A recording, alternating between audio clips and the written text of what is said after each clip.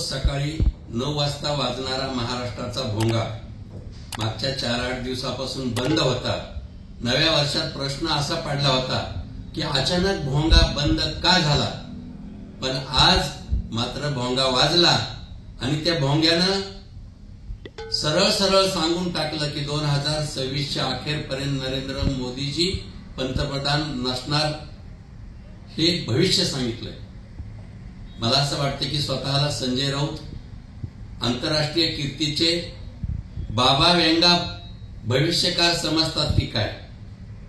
एक तर त्यांनी भविष्यवाणी केली ते खरी तरी ठरती, यांची भविष्यवाणी उलटी ठरती। 2019ला उद्धवजी ठाकरे मुख्यमंत्री झाल्यानंतर 5 वर्ष सरकार राहणार, आम्ही 5 वर्ष जाणार नाही असं म्हटलं, 2.5 वर्षात सरकार गेलं।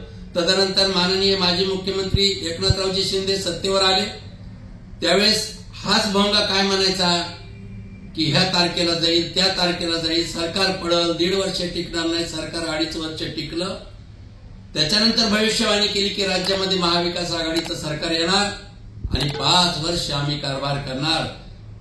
एकदम उलट झालं आणि महायुतीचं सरकार आलं, माननीय देवेंद्रजी फडणवीस साहेब मुख्यमंत्री झाले आणि आज त्यांनी भविष्यवाणी केली की नरेंद्रजी मोदी 2000 अखेरपर्यंत राहणार नाही।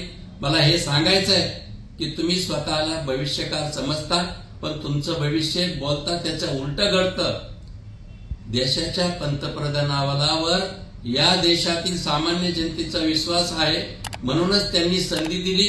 महाराष्ट्रातही 5 वर्ष आम्हीच राहणार, देशात 2029 नंतरही आम्हीच राहणार, तुम्ही काळजी करू नका।